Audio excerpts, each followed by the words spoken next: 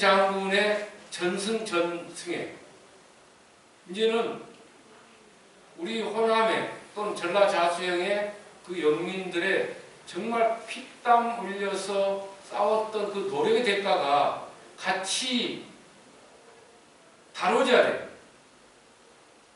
한 사람만 전쟁의 시라고 해서 우상하는 게 아니고 정말 그걸 전쟁이 승리할 수 있도록 모든 거기에 있었던 사람들이 아까 말한 자기들이 다 갖다 바치고 그 다음에 목숨까지 던지면서 지켰던 그 공로는 배제된다면은 안 되죠. 어떤 면에서 보면은 그분들은 구국을 한 거예요. 나라가 완전히 이날에 처했을 때 망하려고 할 때에 그걸 정말 자기 목숨 내고 던져가지고 친척들 다 자기 상대가 목숨을 잃을 정도로 다 그분들은 다 그렇게 했는데 왜 수군 주력부대에 있던 영남권에 있던 그 자수사 이런 분들은 다 해체하고 다 가버렸냐 이 말이죠. 지금 부산에 가면은 송상현 시민공원이 제일 크게 돼 있어요. 그게. 그분은 동래성을 지키다가 순국했습니다. 근데 그분 고향은 정읍이에요. 또 양산에 있던 양산을 빛낸 인물 10인 중에 한 사람 조영규라고 하신 분, 그분도 양산공원에 가면은 아주 잘 이렇게 해놨습니다. 그분도 동래성을 지키려고 하다가 순국했어요. 그분 고향은 장성이에요. 그런데 원균을 보십시오. 뭐 원균의 별명도 있고 뭐 또 하겠지만은 박홍이라는 사람도 있죠. 박홍. 이런 사람들은 자기 주력부대에 있으면서 다 훈련 잘 돼 있고 군수했는데 잘 돼 있으면서 그걸 사전에 대비하지 않고 수군 장부상 숫자만 갖고 있었고 이렇게 뭐 해가지고 쳐들어오니까 그 숫자에 놀래가지고 그냥 다 해산시켜버리고 결국 얼마나 많은 그 의병들이 나왔어요. 의병들 한 분 한 분 내용을 다 얘기하면은 정말 여기에 있는 의병들은 딴 게 아닙니다. 아까 진성 싸움에 갔던 것처럼 근왕 이병이에요. 왕이 있는 곳까지 우리가 가가지고 사수해서 지키자는 거예요. 영남은 박재호나 이런 분들은 자기 지역, 내 지역의 이 향토 의병이죠. 자기들 지역의 그 내부들하고 일본 군대들하고 싸워서 이겼다라고 하는 입장이고, 그렇기 때문에 여기는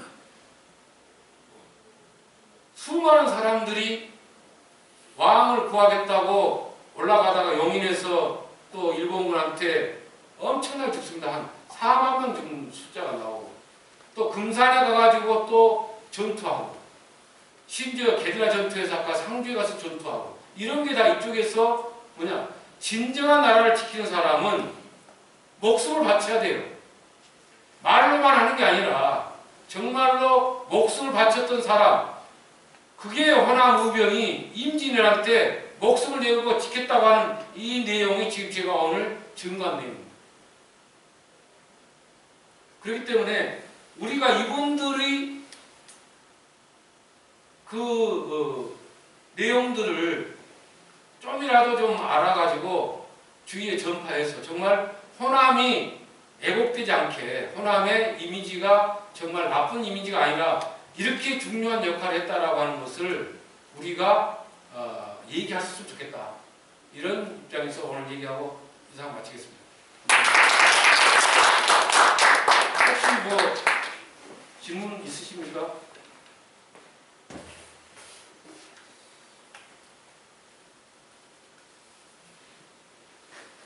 박사님, 네. 이건 질문이 아니고 아까 황진의 이렇게 표기가 되어 있더라고요. 충청 항진이라고 항진. 예? 항진. 그렇죠. 네. 왜냐면 저희 할아버지. 아 그래요? 내가 항진이라 했잖아요. 황진의로 표기가 되어 있더라고요. 아 그래요? 예. 아 그럼 외자거든요. 황진. 아 맞습니다. 예. 그분은 그거 합니다. 대단한 분. 예, 또요. 왕순 저걸 책으로 뭐 만든 건 없어요? 어떤 거요? 자료 있으시면 잘 이게 저 메모를 하다 보니까 한계도 있고 다 못 받아냈더라고요. 정말 중요한 자료고 재밌는 자료고 그렇게 해서 공부해야 할 필요가 있는 자료인 것 같은데 지금 제가 목표가 뭐냐면 책을 지금 3권 써야 되는데요. 지금 한 권에서 지금 헤매고 있습니다. 지금 제가 그 장보고 책을 장보고 책을 지금 제가 어차피 그 2가지 전공한 책이 이제 뭐 하는 거고 이건 정말 제가 책을 좀 만들고 싶을 정도가 있는데 지금 제가 우선순위에서 지금 좀 질문을 하겠습니다. 그럼 나중에 책으로 출간을 하실 거네요. 예. 아, 그럼 그때 아니 오늘 자료라도 예. 우리 저 공유하십시오. 올려놓으면 밴드에 그리고 장보고 같은 경우는 어디 사람인가 원래요? 장보고 완도 사람이죠. 완도 사람이죠. 전체적으로요. 완도. 그 회사 그 어떤 정부라든가 전체적으로 특정량의 우리나라의 생산을 기하고 있기 때문에 그 해상 주도권이 상당히 심각한 수준을 필리핀하고 중국하고 같이 하게 되고요. 그러면 그 옛날에 9세기 정도에 이미 그 장보고 장군이 어느 정도 해상을 평정해서 좋은 물류기지를 건설했는데 지금 21세기의 어떤 그런 그 해상을 주도권을 우리가 어느 정도 내다볼 수 있는가 그게 불확실하거든요. 그 박사님은 지금 그 우리나라의 이치라든가 해상 주도권 이치라는 그런 어떻게 일단은 어떤 거냐면은 신라 장보고가 해상을 주도권하기 전에 이미 신라는 그 통일하기 전부터 중앙부처에 성부라고 하는 지금한테 해수부를 둡니다. 그래서 이 조선술이나 항해술 이런 모든 것들을 전담하는 부서를 두죠. 근데 그게 원래 신라가 그걸 둬가지고 백제하고 이제 고구려를 이제 병합하죠. 이제 어떻게 해서 이제 하죠. 그리고 난 다음에 백제와 고구려의 수군 해양 기술, 선진 기술 이런 걸 습득해서 이제 결국은 중국 당나라하고 4번에 걸친 해전에서 이깁니다. 그러니까 이 해양력이 발달하려고 하면은 어디가 발달하게 되냐면 섬과 섬이 있어야만 발달합니다. 왜냐하면 우리가 이거 보면 알지만은 앞에 있는 건너다 보는 저 섬을 갈 때 이게 거리가 되게 세거든요. 그럴 때 이제 옛날에는 동력이란 게 없고 무동력으로 가다 보니까 이걸 가려면은 이제 2가지밖에 발견을 못해요. 도다하고 노라고 하는 것은 이게 배가 근접할 때 들어갈 때 쓰는 게 노고요. 그 다음에 이제 조류라든지 닻을 가지고 이제 그 바람에 따라서 조류에 따라서 배를 항해하는데 신라 때는 그 장보고 때는 그 신라의 첨단 산업이 제가 볼 때는 해상 운송 기술이라고 있고요. 그걸 활용해서 장보고는 이제 그 전까지는 항해 정도만 항해하던 실력이 이제 동중국 사단항로라고 하는 이 루트를 개발합니다. 그 루트 어디냐면은 지금 현재 중국 영파에서부터 주산반도로 나와가지고 우리는 가거도 흑산도로 이어지는 이쪽 노선이 이제 동중국 사단항로인데 이게 이제 발견되면서 장보고가 기존의 무역 루트를 바꿔버린 거예요. 기존 루트는 경주에서 조령삼을 거쳐가지고 지금 같으면 당항진이니까 하성으로 평택으로 빠져가지고 거기에서 이제 위로 가는 이게 당시 조공무역 루트 이게 이제 간영무역 루트였는데 이걸 갖다가 완도 청해진으로 이제 하는 게 뭐냐면 아까 동중국 사단항로 루트를 찾으면서 모든 루트가 저쪽 중국에서 직접 이쪽으로 오게끔 만드는 구도예요. 여기에 결정적 배경이 뭐냐면 도자기 출현 때문에 이 루트가 바뀝니다. 도자기를 육로로 수송할 수가 없어요. 가급적이면은 이게 다 깨지기 때문에. 그래서 이제 그때 당시 월주여라고 하는 게 전부 다 그 연파라고 하는 데서 주로 도자기가 나오고, 도자기가 나오면서 사실은 서양의 세라믹 로드, 그 다음에 이쪽 그 장보 루트가 나오는 거죠. 지금도 마찬가지입니다. 지금도 저는 서귀포에 그 해군기지 세우는 것은 굉장히 중요하다고 봅니다. 우리나라 해양력으로 보면은 그것 뭐 일각에서 뭐 세워 안 된다 하는데, 저는 그거 세우는 것 자체가 우리가 수분이 근해 항해에서 원양 항해로 가는 기초입니다. 기초. 우리가 이제 그 미국을 오늘날 초강대국이 될 수 있었던 비결, 그게 한 사람 책 때문에 그렇습니다. 그 책이 누구냐면 오늘날 미군 해군 제도 초대 교장을 지낸 사람 알프레드 마한이라고 하는 사람이 1600년대부터 1700년대까지 123년간 세계 해전사 7개를 전부 다 분석합니다.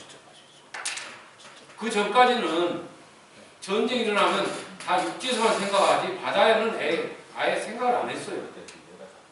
근데 바다에서 전쟁도 했거든요. 전쟁도 했는데 그때마다 전쟁할 때도 전부 다 육상적 생각만 한 거지 바다에 대해서 개념 자체가 중요시하게 생각 안 한 거죠. 근데 이 사람이 한 120년 동안 다 분석해 보니까 해양력이 굉장히 중요하다. 그래서 미국이 사실은 이 사람 전략을 선택하기 전까지는 미국이 고립지를 선택해요. 왜냐하면 미국이 1850년대에 60년대에 그 남북전쟁이 일어나고 난 다음에 완전히 미국이 이제 미국을 간섭하는 유럽이나 이런 사람들을 다 내쫓아내는 데는 성공했는데 완전히 산업이 다 망가졌어요. 그러니까 미국의 입장에서 뭐냐면 우리도 유럽의 누구들한테 신경 안 쓸 테니까 누구도 제발 미국을 간섭하지 마라. 그래가지고 초대 독립선언서나 모든 것들이 헌법이 다 그런 기초에서 나옵니다. 그래서 그때 미국은 고립주의를 선택해요. 우리 원로의 고립주의라고 해가지고 고립주의를 선택하는데, 아까 이 알프레드 마한이 고립주의로 가면은 미국은 앞으로 끝난다. 그래서 해양력을 빌려야 된다라고 계속 강조를 해요. 그 논문이 해양력이 역사에 미치는 영향, 이 논문을 그 뒤에 대통령, 클리브랜드 대통령이 그걸 갖다 참조하고, 그 다음에 루즈벨트 대통령, 이런 사람들이 계속해서 그 정책을 이제 적용하는 거죠. 그래서 해군력을 엄청 키웁니다. 그 해군력 키워가지고 결국 스페인하고 전쟁에서 이겨요. 그래서 저희들이 필리핀을 점령합니다. 그리고 지금 현재 그 수에즈 운하를 미국이 가난을 걸어줘요. 그런 입장에서 이제 미국은 어떻게 해서 보면 이제 일본하고 뭐 해가지고 필리핀을 먹으니까 일본을 우리한테 줘버리는 어떤 애안이 있는데, 지금 현재 시진핑의 1대1로 전략은 어떤 개념이냐면 옛날 과거의 실크로드를 복원한다고 생각하면 돼요.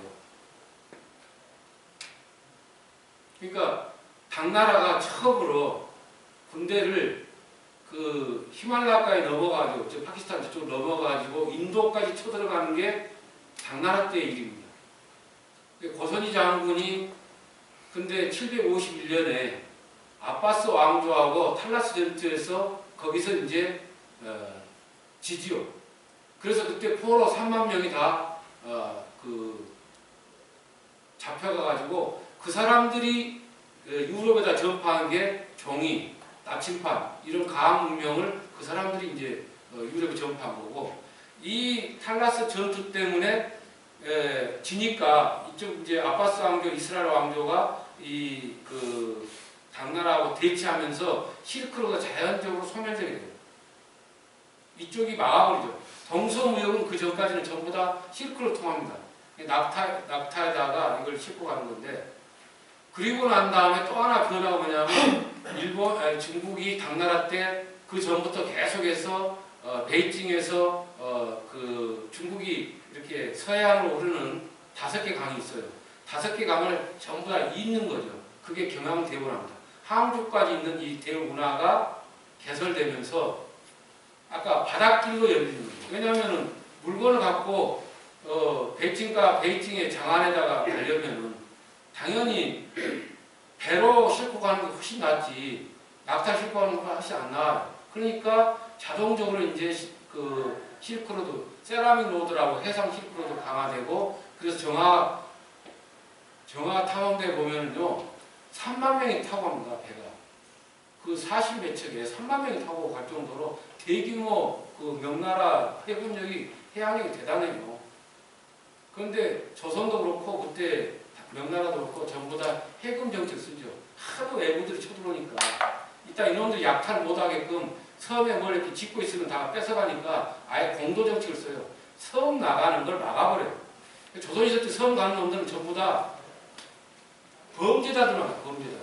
그건 유배하는 사람 나요. 그렇기 때문에 지금 현재 어떤 시진핑의 1대1로는 뭐냐면 그 지금 미국이 자꾸 포위를 잡으니까 자기들이 모든 철도로 해가지고 지금 태국이든 라오스든 그걸 갖다 인도든 어디로 다 뻗어내서 자기들을 이렇게 포위하는 것을 자기들은 이렇게 하나의 접촉거리를 갖다 여러 개 해놓겠다, 열어놓겠다는 전략이거든요.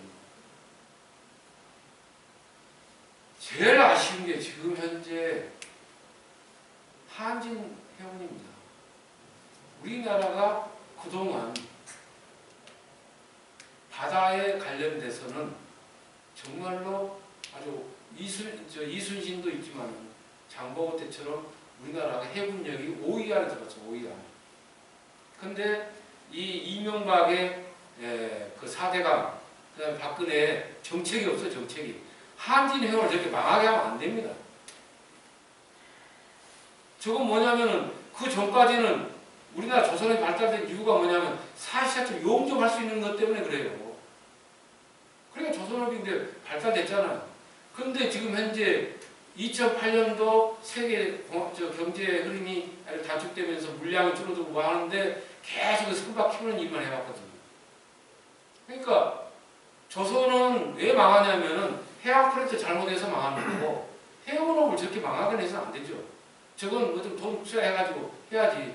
저것 때문에 지금 우리 수출 다 안 됩니다. 정말 한심한 것은 나라를 이렇게 이끌어가는 도대체 이 유정자들이 의식이 없는 거예요. 이걸 하면은 뭐가 이게 어떻게 된다 이런 생각이 하나도 없는 거죠. 그러니까 저렇게 망치하는 거지. 가장 중요한 건 해양력이 없으면은 우리나라는 내가 볼 때 천재 인류의 포기를 만든 게 뭐냐면 우리나라 DNA가 이 ICT하고 딱 맞는 DNA입니다.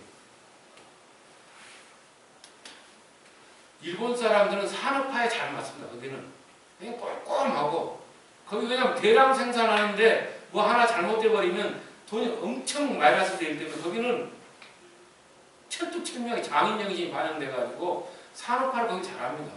근데 우리는 지금까지 우리가 계속 훈련받은 건 뭐냐? 항상 우리가 1000번 정도 뭐 예침 받았다 했잖아요.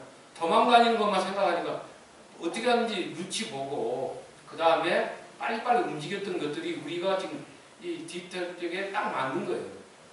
그런데 DJ 노무현 때는 이 시대정신에 맞아가지고 상당히 뜨게 된 거죠.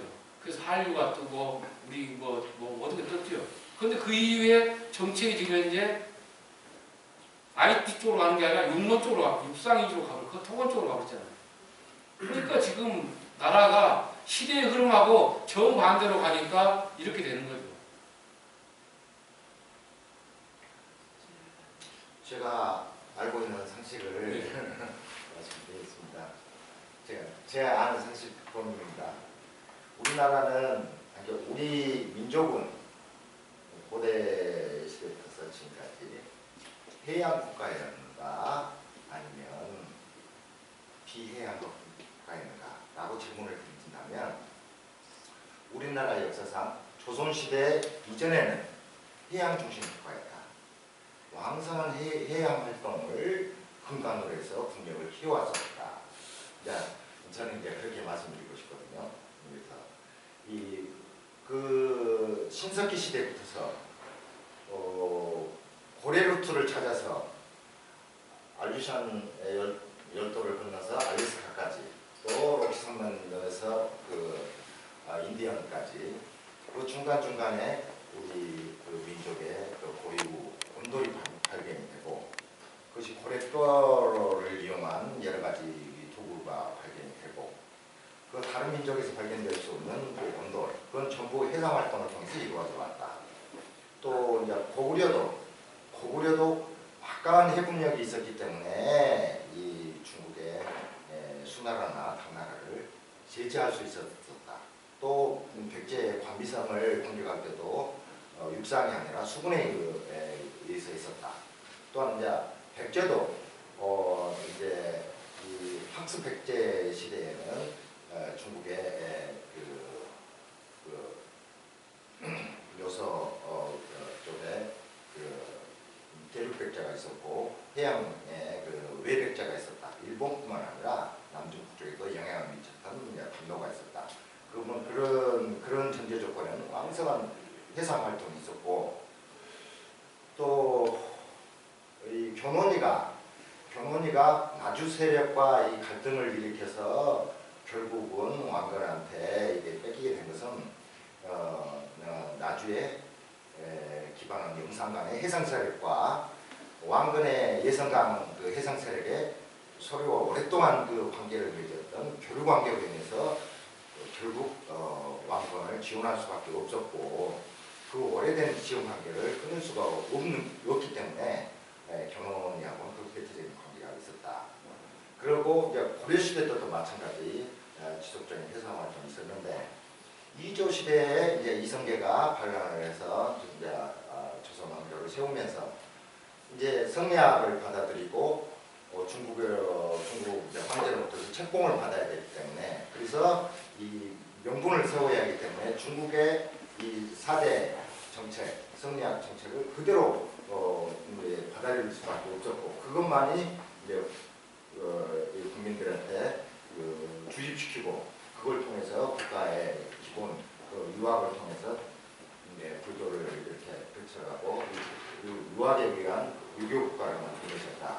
그러니까 그때부터서 그러니까 유교의 정신은 그 4대 교린 중국의 책봉을 받아야 되고 중국 정책에 따르는 중국 정책은 박사님이 아까 말씀드렸대로 이 여러 군데 조공을 받은 대신 거기에 대해서 반대국도 또 줘야 된단 말입니다. 그러니까 그것이 귀찮았기 때문에 그 해상 활동을 규제하고 해상 활동을 안 하는 공세 정책을 취했기 때문에 이 조선시대 정책도 그 공세 정책, 그러니까 해상 공세 정책 또는 이제 외부 침입이 이제 자제되니까 통도 정책까지 하고 그 조선시대의 그 정책의 선회로 말미암아서 우리의 해상 활동세를 극도로 취약해지고 또 하지만 않고 있다. 그것이 조선시대까지 이어지고 지금의 이제 이 이명박이나 박근혜 정권에서도 이제 박사님 말씀한 대로 그것은 그 정신이 결국 조선시대의 그 훈구파에서 노론에서 친일 세력에서 지금의 이 기득권의 이 보수 세력 그대로 박혀 있기 때문에 그거에서 다시 회귀한다고 그럴까요? 그래서 이제 한진 배운의 안타까운 그것이 깔려 있지 않겠는가 그런 생각이 듭니다. 아니 말씀대로 해양을 가야겠다. 그러니까 뭐 우스운 소리지만 가슴 통탄할 소리입니다. 한진해운도 최순실이가 현대성선 쪽으로 밀어주려고 이것도 뭐 했다는 건데 나중에 정말 가슴 통탄한 얘기가 있어요. 이게 팔선녀라고 그러죠? 예, 그쪽에서 일을 다 현대성선 쪽으로 다 넘겨버리려고 신주성 그 싸움에 그 남원에 있는 이동장에 하나 갔다 왔는데 그 양반 이게 뭐예요? 아까 나도 지금 많이 있습니다. 나는 고 누구 그 위원장 하나 있어. 고 고경명. 아니 지금 아니에요. 고 누구라고 계셨고요. 이 누구 뭐 두 분이셨는데 예. 이영호 고. 이계원. 네. 그다음에 고. 내가 지금 저 꺼놨는데 나중에 확인해 줄까요? 네, 아이고 여기서 마무리를 네. 저 하나만 더 여쭤볼게요. 그 아까 무슨 뭐 한진의 무엇인데 무슨 있어요? 그 해로라는 게 항상 고대부터 쭉 있잖아요. 왜냐면 신안 앞바다에 뭐 청순이 넘어간 것도 해로를 따라서 가다가 이제 넘어진 건데 그 해로는 지금하고 좀 틀려가지고 옛날에는 다 도시에 의해서 이렇게 가다 보니까 그 육지하고 그렇게 멀지 않은 데를 택해서 해로를 선택했다고 이렇게 알고 있거든요. 맞습니다. 예. 그러면 지금 현재 그 가장 외국들한테 피해를 많이 본 지역이 어떻게 보면 이제 뭐 약탈해서 많이 뺏을 수 있는 지역이다 보니까 경상도 쪽이나 남해안 쪽보다 서해안, 그러니까 이제 전라북도, 충청도 이쪽에 지금 외국들이 출연해서 굉장히 많이 약탈을 했지 않습니까? 예. 고려 때는 그렇죠. 예. 그런데 해로를 왜 우리 수군들은 지키지 않았을까요? 감시를 안 했을까요? 그죠? 난 그게 참 지금도 의문이 되는. 아까 그 이순신 보면은 예. 이제 포구가 있어요. 포구. 예. 어차피 뭐 물도 받아야 되고 그것도 하려면은 그러니까 이제 떠나서 이렇게 지키긴 지키는데 아까 말한 평상 때는 뭐 그 부분을 누가 웬만하면은 그 내부들도 들어올 때 굉장히 위험스럽게 많습니다 이게. 근데 그 이제 아까 가장 결정적인 게 무동력으로 갈 때는 조류의 영향이 굉장히 세요. 조류가 예를 들면 이렇게 배를 예를 들면 여름철에 흑산도에 띄워놓으면은 양자강 쪽으로 딱 이렇게 흐르게 돼 있어요. 또 가을철에 거기서 띄워놓으면 이쪽 내려오게끔 되고 해류의 움직임들이 있어요. 그러니까 이제 그 부분들이 많은데 아까 말한 우리 그 고려 때는 아마 계속 서해안 쪽으로 많이 들어와가지고 그래서 이제 고려 왕실이 빨리 무너지는 입장이고 또 영남 쪽도 많이 뭐 옵니다. 뭐 이놈들이 뭐 그거 가리지 않고 뭐 자기들 필요한 거 뭐 가져가려고 하는 거니까. 근데 이제 제가 얘기는 수군의 주력 부대가 저쪽이라는 거죠. 이쪽은 그나마 그 해안이 이렇게 복잡해가지고 또 뭐 오더라도 뭐 함께 뭐 하기 때문에 주력 부대가 저쪽이었어요. 그리고 외부도 또 올 때도 저쪽이 빠르지 이쪽으로 오려면은 상당히 거리감이 있습니다. 아니 그쪽에서부터 먼저 외국가 쳐들어온다는 것을 캐치를 해야죠. 미리. 그 정도 됐으면은 그냥 제대로 된 국가죠. 결과적으로 그 경상도 사람들은 그냥 그 웃어가지고 나라를 지킬 생각은 없고 아니 도망가더라도 저기 온다는 것을 여기다가 알려주고 도망가고 알려주고 도망가면 안 되죠. 과거 역사를 지금만 자체로 제가 아니 근데 그게 한국 기회가 아니라 쳐들어오면 다 알려줍니다. 임진왜란 때 일본 놈들이 한국 인데 도망가는 경상도 애들을 이제 잡아가지고 입당 주고 앞잡이 것도 많이 시켜. 네, 나온 얘기는 이제 뒷풀이 장소에서 네. 했다는 건데요. 예. 아까 내용 중에서 경상 우수영 그 옹균 수사가 70초 고의로 신고했다는 건데 왜 그런지 설명을 안 해주시나요? 그게 이제 그 선박이 네.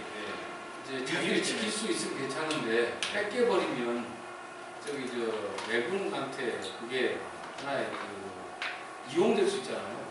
뭐 그렇기 때문에 도망가기 전에 침몰 부셔버린 거고 네. 도망가기 위해서. 아니 갑자기 쳐들어오니까 이 사람들도 당황했겠죠 처음에. 이게 예를 들면 준비를 철두철미하게 했으면 괜찮은데 당황된 부분 때문에 아까 이제 자기들이 나중에 이순신 나중에 보기에는 내척을 가지고 군사 소수만 이렇게 왔다라고 하는 것은 아까 그런 걸 얘기하는 거예요. 이승만이가 다리 끊고 도망가는 거랑 그런 거 똑같이 비슷하죠. 예. 네, 지금 당연히 지금 박사님께 큰 박수 부탁드리겠습니다. 불을 어떻게 되는 거죠? 제가 한 바퀴 돌아봤는데 불 켜고 우리 단체 사진 찍어야 되니까 불을 켜야 될 것 같은데 아시는 분이 중에 집사님 빨리 그러면 불을 좀 켜주십시오. 이것도 좀 올려서 환하게 그리고 이제 단체 사진 올려야 될 것 같습니다. 이쪽에서 아니, 이 안에서 리모컨 가지고 있는데 자꾸? 근데 그분이 아까 리모컨으로 했었던 것 같았어요. 예, 리모컨. 준비가 되는 동안에 저희 역사당 그 뭐라 그럴까 차후 일정을 올해 마지막 남은 일정을 안내를 해드릴게요. 11월 달에는 11월 12일 날이 도산 강연회가 있고요. 그리고 12월 26일 마지막 주 토요일 같아요. 그때 대전에서 강연회가 있어요.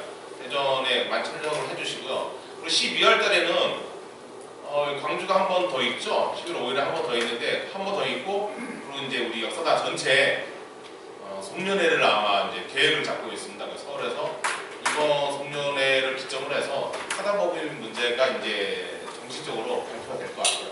그런 예정이 있고요. 그래서 많이 좀 참석을 해주셨으면 좋겠습니다. 그리고 지금 강연회가 진행되는 거 보면 대전이나 이제 충청권 같은 경우는 거기서는 이제 자체적으로 지부장님들하고 총무님들이 다시 힘을 합쳐서 그런 사회도 보고 안내도 보고 다 하고 있거든요. 그리고 이제 서울도 그렇게 하고 있고 광주 이쪽 지역에서도 이제 지부장님이 이제 두 분이 계시고 많이 계시니까 여기서 지부장들이 이제 자체적으로 이 세미나 지역 내에서 이제 본부에서도 이게 계속 저희가 지원은 당분간은 올 거예요. 그리고 계속 연락은 취하겠지만 이 지역에 계신 분들, 그러니까 일반 시민들의 참여를 유도를 하는 이런 거를 많이 지금 생각을 좀 해주셔야 될 것 같습니다. 아까 보니까 그 포스터 전단지 같은 거 만드는 것 같은데 그거 그냥 한번 쫙 신문지에 뭐 해서 삭제 넣어서 뿌려도 해서 많이 참여가 될 수 있게 그런 걸 해주셨으면 좋겠습니다.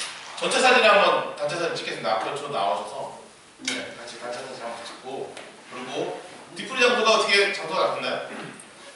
뒷풀이 일단 사진 사진 찍고 저번에 그 집으로 왔는데 괜찮았어요 그 집. 선생님 고생하셨습니다.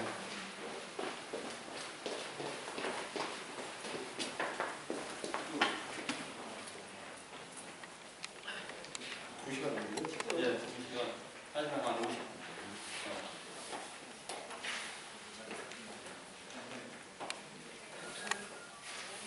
핸드폰 하나 찍고 핸드폰을 한번 찍어달라고. 핸드폰으로 더 찍어드릴까? 예. 아니요, 이 팀장도 이거 팀장이 오셔가지고. 가까이 오셔. 가까이 오셨어. 파이팅 해야 되겠네.